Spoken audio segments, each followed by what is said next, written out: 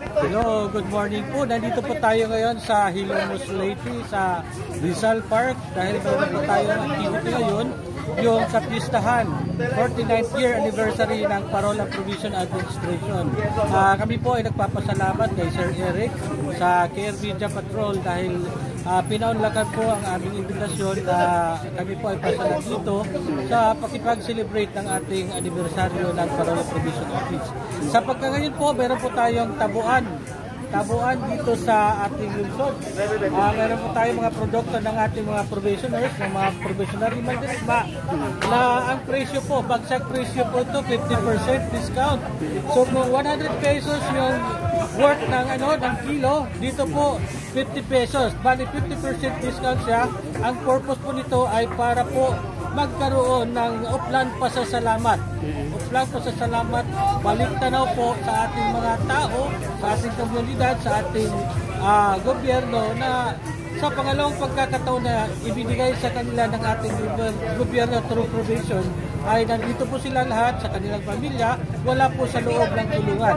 So ang kanilang pasasalamat ay sa pamamagitan po ng ganitong pagkakataon ang magkaroon po ng discount sa kanilang mga produkto sa agrikultura na siya po ang binibigyan ng diin ng ating opisina na sa pamamagitan ng Community Static Work nila o CSG sa kanilang mga munisipyo ay magkakaroon po ng mas maraming produkto na may bibigay po dito sa ating bayan. So yun po ang ating adikain dito sa Parola Provincial Office. Maging produktibo po ang ating mga parolado at probationers na nandun sila sa loob ng tulungan ay makakatulong po sila sa ating gobyerno. At hindi po ito ng ilang municipality po, sir? Sa ngayon po may mga representatives po tayo, sir, sa 7 municipality at isang city, yung Baybay City. Nandito po silang lahat ngayon para magpasalamat at magbigay pugay po sa ating gobyerno sa binigay na second chance program sa ating mga probationary. Ang ganitong klase po na programa, sir, na inyong ginawa po ngayon po, ito po ba kauna-unahan po ninyo na programa? Ano po, sir? Ang ganitong klase po na event, ito po ba kauna-unahan ninyong programa? Ito po, ginawa ninyo? Event po ngayon, sir, ay bali sa buong Pilipinas po, ginagawa namin po ito, pero nag-umpisa po dito sa region ng una. So ngayon po ay naging template na, naging institutional. Okay. Halos buong Pilipinas ay gumagawa nito. Sinishare yung mga produkto ng ating mga provisional mandirigma dito sa ating bayan. Bali, supli po ng kanilang benepisyo sa Parola Provincial Office. Ito po ba buwan-buwan o taon-taon niyo po gagawin? Taon-taon po ito, sir, na ginagawa, pero as of now po sa aming rehiyon OPSO ay mayroon na pong plano na maging institution nito na bawat buwan lahat ng produkto ay magkakaroon po tayo ng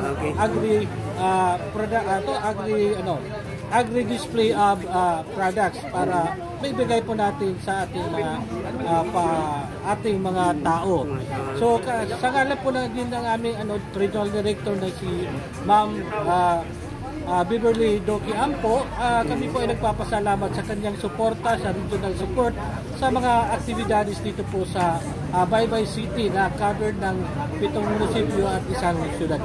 Okay, maraming salamat po sa inyo, sir. Nagpapasalamat din po kami kay Mayor, our very gracious, generous na municipal mayor na si Sir Manuel R. Hermosa sa kanyang suporta po. Hindi po siya nagpapabaya.